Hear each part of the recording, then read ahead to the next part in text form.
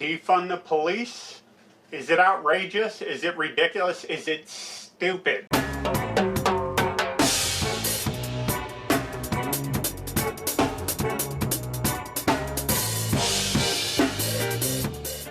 Defund the police is the title of an argument, and titles are meant to be eye-catching, provocative. It's meant to draw attention to an argument. It doesn't necessarily mean that the people who are saying defund the police are out of their mind. People who are holding defund the police signs are minorities, and they have a very different experience with law enforcement than non-minorities. People of minority status have been disenfranchised, have had their lives ruined, know other people in the criminal justice system, and their lives are completely different than that of whites. I think frequently what people who are saying defund the police are drawing attention to is that we need police reform. And that's an argument that I think everybody could stand behind. Defund the police is not insane. There have been other countries who have de-emphasized the role of police enforcement on their streets, and it hasn't gone, they haven't gone berserk. A lot of criminal justice breaks down to mental health, and police are frequently entering situations where minorities are concerned, and they're escalating this situation, and they're causing harm to communities, to African Americans, and these people have different experiences than people like myself who live with white privilege. Now, I am one of the first to say that white privilege doesn't exist, but the fact of the matter is that I do have some privileges being a white American, and that's largely with regard to law enforcement. I don't know how many times I've driven with contraband in the car, been pulled over, and never had my car searched. If you look at the statistics, African Americans don't get away with that as frequently.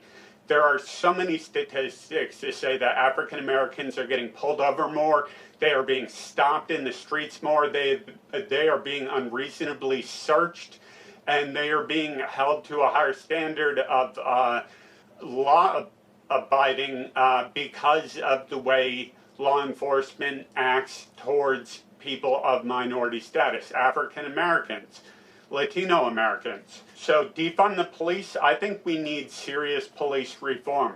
We need to establish new laws for law enforcement officers and hold police accountable when they violate these new laws. The first law to go would be search and seizure. It's in the Constitution. The Bill of Rights says citizens of the United States shouldn't have to deal with unreasonable search and seizure, which is roughly all search and seizure. They should be secure in their person. This is not happening. Watch the show Cops. And I know that's not the solution to the problem, it's just a TV show. But if you watch the show, I mean, half of every single episode I watch is somebody getting pulled over. Oh, this guy didn't put on his turning signal. I'm going to pull him over. I'm going to pull him out of the car. I'm going to put him in handcuffs, tell him you're not being arrested while I search his person for weapons, find drugs, and then incarcerate this person. I have frequently driven around with drugs on me. I've never been searched, and that's white privilege. But it should be a privilege for all Americans. I shouldn't be alone. I shouldn't be the only one who is entitled to law enforcement upholding laws against unreasonable search and seizure. If you're going to pull someone over for a traffic infraction, that violation should be the extent of your interaction. If you're pulling someone over for a traffic violation, there shouldn't be any search. You shouldn't escalate the situation. That person should not be going to prison. They should get a ticket for whatever law they broke, whatever violation is subject to them due to the laws of the traffic laws, and that should be the extent of it. The second thing that has to go in police reform is how arrests are made. There should be no physical assault ever. And that's not the case. When police arrest people, they assault them. That's the way they go about it. They get them on the ground, they put their knee in their back, they handcuff them, and then things, you know, as we saw in the George Floyd video, it's an outrageous procedure just to get handcuffs on. This shouldn't be the case. People shouldn't be assaulted when they get arrested. That shouldn't be a legal activity done by law enforcement. The third thing, the primary purpose of law enforcement should be to resolve issues, not to cause them. That means no more speed traps, no more stop and frisk. Prison rates are unreasonable. The United States has 25% of the prison population of the world. We certainly don't have 25% of the global population, so why are our prison rates so high? I don't know where I got that statistic. I've read it all over the place. You can find it. I'm pretty sure it's in The New Jim Crow by Michelle Alexander.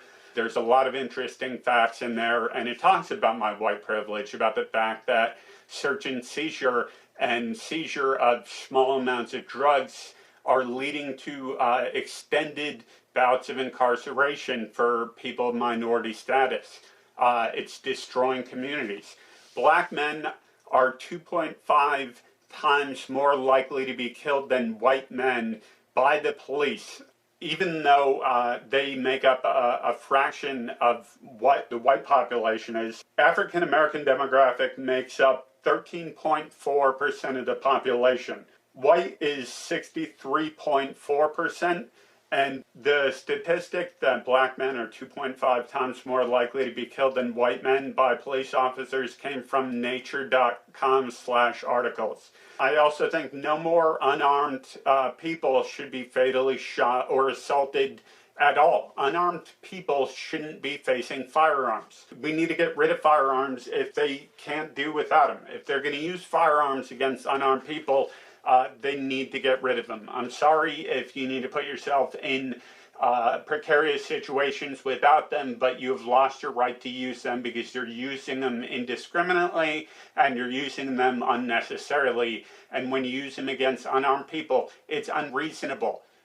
And people shouldn't have to worry about that. I shouldn't have to worry about going out that I might get shot by somebody when I'm unarmed. That's ridiculous. Police both stopped and used force disproportionately towards African Americans. Why were they stopped?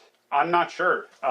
They are stopped disproportionately. That statistic also came from nature.com/articles. White officers dispatched to black neighborhoods fired their guns 5 times that of black officers dispatched to the same situations.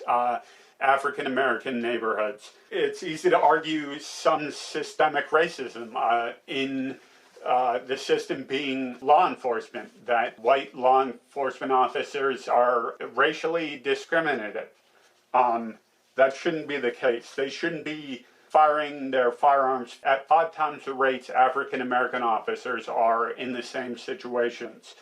Misconduct among officers suggests higher risk for misconduct in the future, but these officers are not being fired because of union contracts.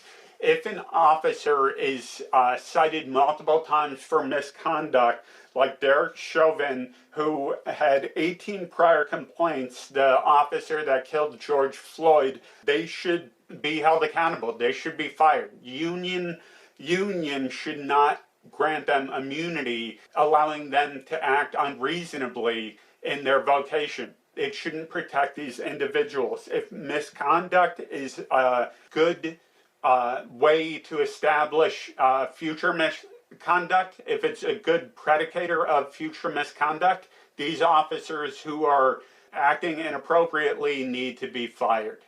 No ifs, ands, or buts about it. We can't have what they say, a few bad apples. We can't have that. We can't have people in law enforcement acting inappropriately. There's too much power granted to that position where misconduct can't be tolerated. New tactics that we need to focus around is de-escalation. Frequently, when you see police show up to a scene, they escalate the tension in the situation. We need to teach de-escalation among law enforcement. If your presence is going to cause harm, you should not be there, or learn to invoke positive outcomes. If your presence is going to cause harm to anybody, you shouldn't be there. You shouldn't be coming to a situation, escalating the circumstances, firing on unarmed people, arresting people indiscriminately, or racially motivated arrests against minorities. We shouldn't stand for that type of behavior among our law enforcement. The Washington Post said 24% of black drivers were searched, whereas 5% of white drivers were searched when pulled over by the police in Los Angeles in 2019. That's white privilege. Incarceration rates, black men make up 34%, white men make up 29%, or black people make up 13.4% of the population. White people make up 63.4%, which means white people are being incarcerated at far less rates than African Americans. The discrepancy is over 200%. It's ridiculous, and it's unnecessary. And I don't believe that I have privilege. I'm sure there are circumstances in my life in which being an African American would help me in my vocation.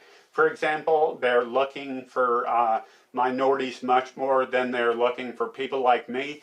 But I have been privileged in other areas of my life, and this is one of them. So should we defund the police? I think we need to look towards police reform, and I think a lot of the people who are holding up defund the police signs feel the same way, that we need to make big changes, and they're going about it by campaigning for shock value. Defund the police. Oh, how outrageous or stupid that is. Well, you don't live under the same circumstances that these people do. Their communities are destroyed by police officers. They are not helped. They are not protected by these people. You don't know what it's like to be uncomfortable to call the police if your house has been broken into, because you don't know how the police are going to act towards you. And if you felt that way, you might be holding a defund the police sign. So the fact of the matter is that police reform is needed, to say the least, and I think we can all agree on that.